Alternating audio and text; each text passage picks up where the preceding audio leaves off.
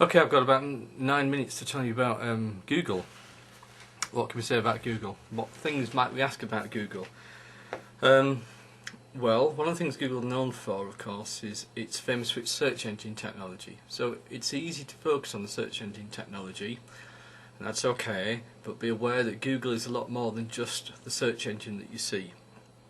But it's cleverly applying some of the ethos that made it a very successful search engine provider to some of the other technology it's using. So it's not uncommon to see the strong Google branded simple looking interfaces that actually hide sophisticated technologies. But we'll come back to that in a moment. So Google's much more than just a search engine, okay? So you think of Google, but think of as well as Gmail, or Google Mail as it's known over here in the UK. Think about services like Google Spreadsheets, Google Video, Google Earth, Google Checkout, okay, which is a rival to PayPal. And then kind of non-Google branded services, which actually you probably know but don't think of as being Google, such as Blogger, the blogging platform, and YouTube, of course, which is a very big brand in its own right, okay, but now part of Google.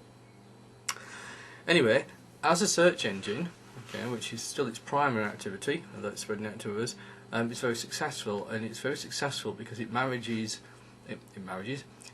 search engine technology that's very efficient with targeted advertising. Okay, it's not unique in doing that, but it does it very well, and it's certainly perceived as doing it very well, and it's very successful.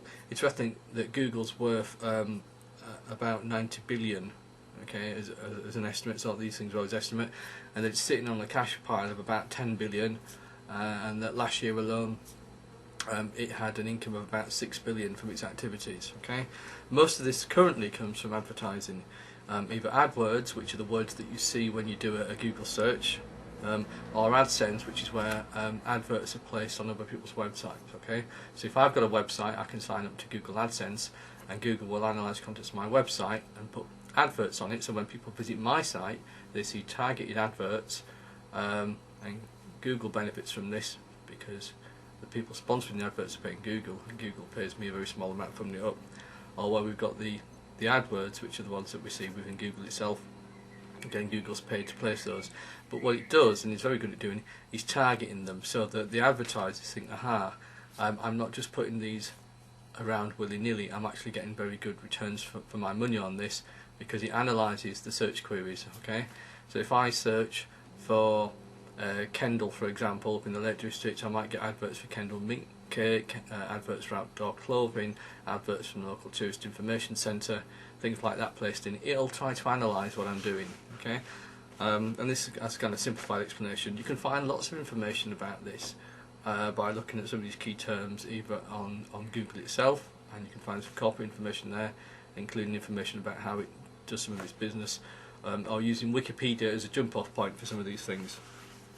So we know it's very profitable. It generates lots of money at the moment through advertising, but it's moved out into other areas such as Blogger and YouTube, which are free to end users, and kind of, well, how's it going to make sort of money back on this, and other services such as Google Spreadsheets and stuff, for example.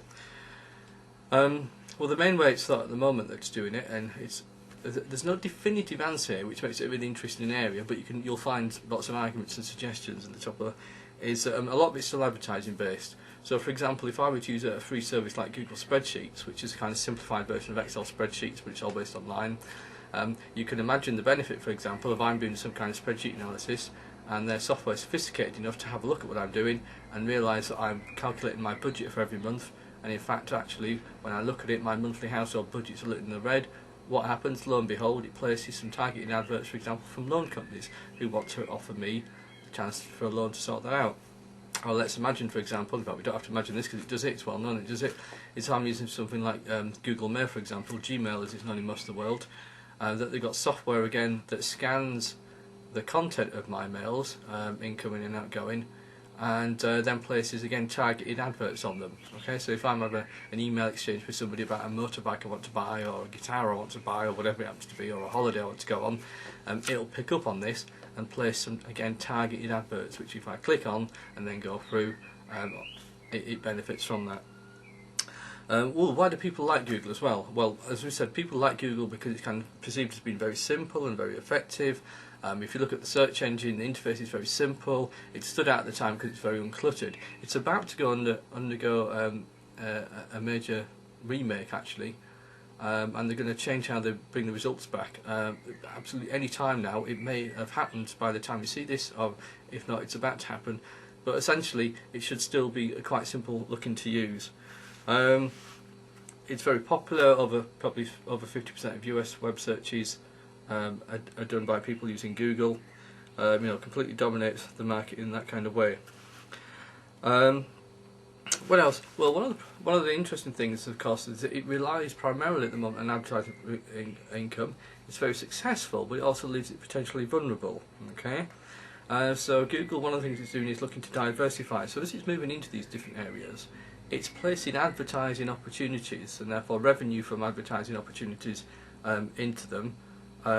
So if we look at a product like Google Earth, for example, I can look at Google Earth and it's fantastic, but if I'm doing certain searches on Google Earth or looking at certain things, there will be opportunities there for advertisers to overlay information on the Google Earth system that obviously it would pay Google for. So let's imagine I'm looking at Google Earth when I'm doing some route planning and I want a hotel to stay in.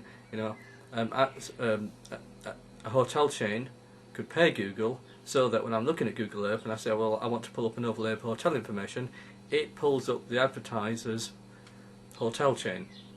Okay, and I can see where the hotels are. And there's all kinds of possibilities and things like that. It's also looking at, for example, diversifying into things like office applications, desktop office applications. So we've seen the beginnings of it already with Google Writely and Google Spreadsheets, which are kind of web-based things, and they can't compete at the moment with Microsoft Office. But in terms of Microsoft, it's very profitable for its operating system, Windows operating system, but also Microsoft Office is a great source of revenue for Microsoft. So if Google were to muscle in on that area eventually, that would be interesting. And Google's loads of cash, so it can buy up companies that develop applications. It can spend lots of money, it can throw money at these problems, just as Microsoft itself used to do. So whilst it may grow kind of organically, it can also simply grow rapidly through acquisitions. Cash pile of about $10 billion, that'll buy an awful lot of acquisitions really quickly. Other things that are knocking about that are issues around the reliance on advertising are the issue of click fraud. If you look up information on the issue of click fraud, this is a thing that goes on that's reckoned to represent a very small percentage of the overall activity, but nonetheless it's something there. And this is the different ways in which people are fraudulently clicking on the adverts. Okay, it could be a very low level kind of thing, individuals doing it, or it could be organised crime. But again, to some extent, the fear of click fraud may prove very problematic, even if it's out of all proportion to the actual level of click fraud, just as eBay has to be very careful about the perceived level of fraud, etc. on eBay as against the actual level. The other thing, Google has to be very careful it doesn't become uncool. It's very cool at the moment, and it can be very profitable to be cool. People like Google. But things like agreeing with the Chinese government to censor web results in China and stuff, people have begun to question Google and just, how cool is it? Is it such a cool company? And for a company that used to have the motto, do no evil, very straightforward, very simple, a lot of people will be, lined up with that, to, organising the world's information and variations on it. We're seeing changes here perhaps in the corporate culture of Google. And also, who's Google in competition with? Okay, is it in competition with Yahoo, which is another major search engine, and also uses the very similar techniques to Google to pull in lots of advertising revenue? Is it in competition with Microsoft, because Google might develop Office applications which could become very profitable for it, much to the annoyance of Microsoft and demise of some of its revenue streams? But equally, Microsoft is in some ways fighting back because it's recently launched its Microsoft Live services, range of services, including revamped email services, online mail services, revamped search services and things like that, which people may decide they want to use rather than Google's. Is it in competition or a potential partner, for example, with Apple? There's been suggestions about Google coming up with the G phone or some application, something like that. And Google may get it into the online downloads market. Is it in competition with something like Amazon, for example, and providing those type of services? Or is it in competition with some of the media companies, the big media companies? People like Viacom, who currently keep suing Google or suing YouTube over the hosting of copyright materials there. Suppose Google keeps developing its services and actually begins to replace television companies as a way that we watch television content and television programs.